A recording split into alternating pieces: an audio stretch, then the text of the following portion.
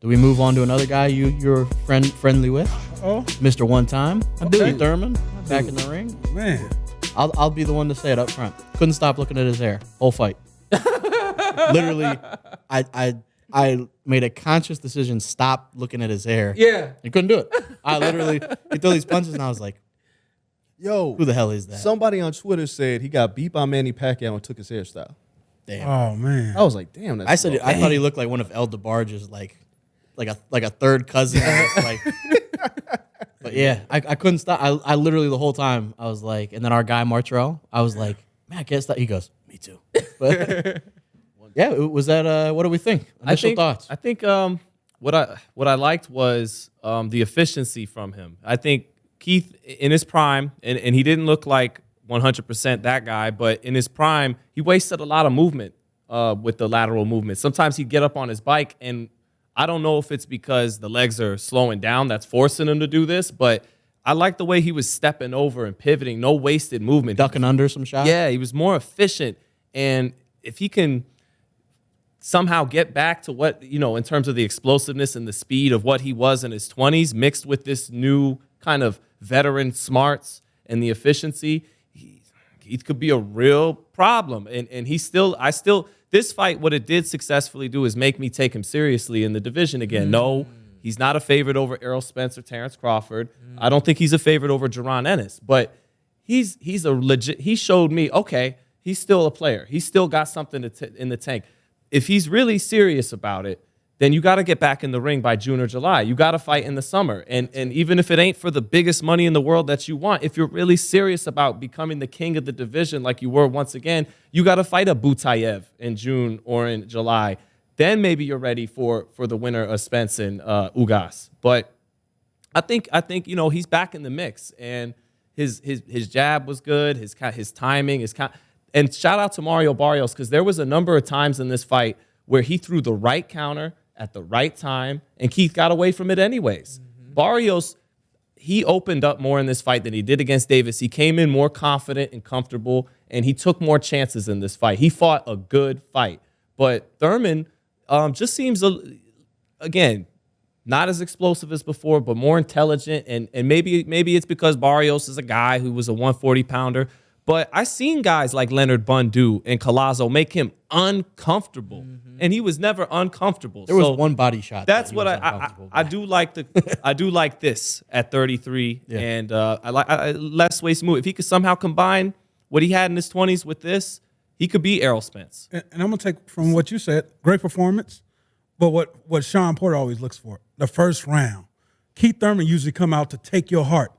I didn't see that. He wasn't coming to take this dude's heart in the first round. It was just like kind of getting back into it, getting the rust off. And Marios was there to fight, and I think gave him hell. But then what I did like is Keith's defense. His defense and ring IQ, like you said, was up to par last night. That was special, but I didn't see the killer instinct no more. That one time is gone. Well, I don't think it's there no more. He said after the fight what it is he doesn't trust the gas tank. He's like, I would hit him with a big shot, and the next step for me in the next fight is to get that cardio up to where every time I land that shot, then it's press him for a sequence, and then get back to boxing. I learned from Wade that's actually in the training. Excuse me. We did it without without knowing that we were doing it until we were with Wade, and then Wade showed us taught me about the energy systems and how those energy systems work, and basically you have to redline yourself and go beyond that red line a little while longer and then pull back. And that's how you train your systems to raise. And as long as I wasn't talking to either of y'all, but there were multiple moments. There were multiple moments in the fight where Keith could have put his foot on the gas pedal and made something happen. Yes. Guess what? That 3-punch combination, boom, that's the red line. In training, he's got to go past that red line and do it consistently over and over and over. I've been there, I've done that. It got harder to do. The older I got, it's hard. It's actually kind of scary, because you know that if I don't drop this dude, especially in camp, if I don't hurt this dude, he's coming right back at me. You know what I mean? So he has to start redlining himself in training and taking himself to that point. of understanding. I've been there. When you get in the ring, I've been there. I can do it. There were multiple moments. I think it was you I was talking to. Yeah, it was you I was talking to. There were multiple moments that he could have put his foot on the gas, or should have put his foot on the gas pedal and come close to finishing the job. I don't think it's necessarily that he doesn't have the killer instinct. I think it's that we've matured, our bodies have changed, and he feels something now that when he was younger, didn't care about. How do I know? Because I didn't care about it when I was younger. I got to a point where I started to care. And I was like, I knew, like I could feel what was going on. And I had conversations with myself, like, yo, you got to go through it. If you don't go through it, you're not going to be ready for the fight. Keith has to go through it in the training. He's not that killer instinct that he used to see. There were moments where he didn't give a damn what his body felt. Mentally, killer instinct. I'm going for it. And it's like, that's what's lost. It's not necessarily the killer instinct. Now he's more conscious of what's going on, and he doesn't want to feel it. He's got to feel it in training. Yo, the one thing, Keith Thurman's ring IQ is underrated. Yeah, right. Yes. Absolutely. I'm sorry, but that's why I was throwing it so hard like this week and this weekend was I was trying to get people to understand, like, this dude's smart. He's a smart fighter.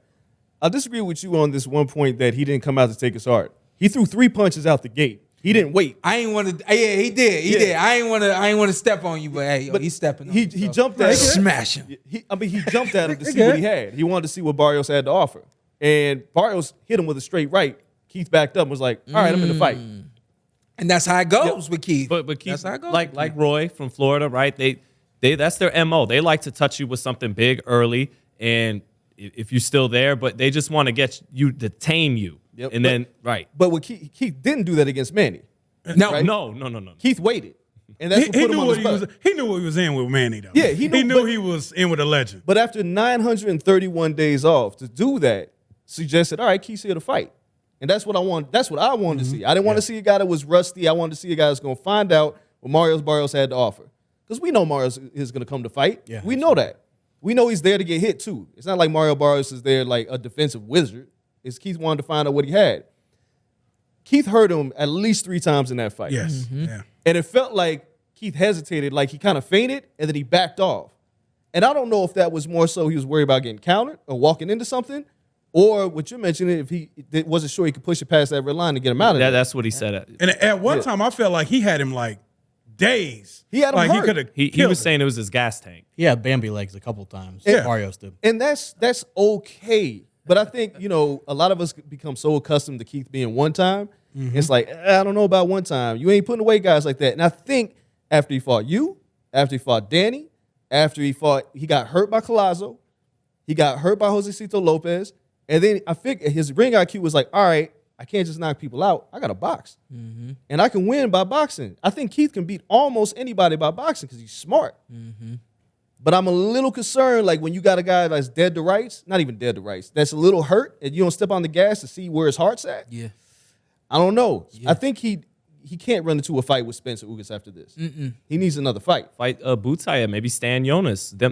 If you go after going through 12 rounds of pressure with those guys, you're good. Yeah, all that rust will be That's gone. exactly what it is with Yeah. Staniones. Yeah. Butayev, I got a feeling he could get Butayev out of there, but Staniones is going to be That's there. tough. Right. And you know who's looking at this fight and was like, I want a piece of that? Boots.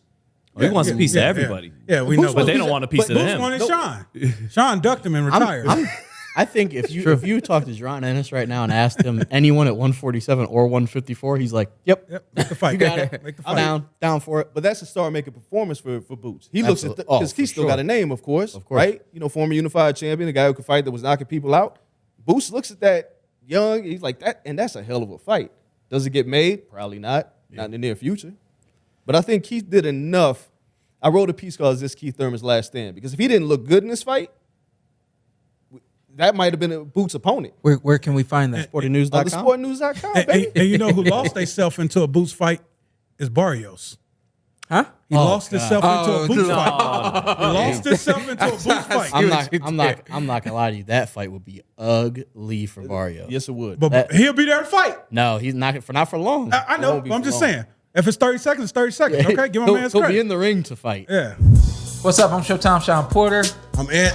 Follow me on IG, Ant with 2 T's. Let's do it. Let's do it again. Let's All do right. it. Just introduce yourself. Okay. And then you tell them what to do. Showtime, Shawn Porter. I'm Anthony Brenagh. Carson A. Merk. Like, subscribe, comment. This is the Porter Way.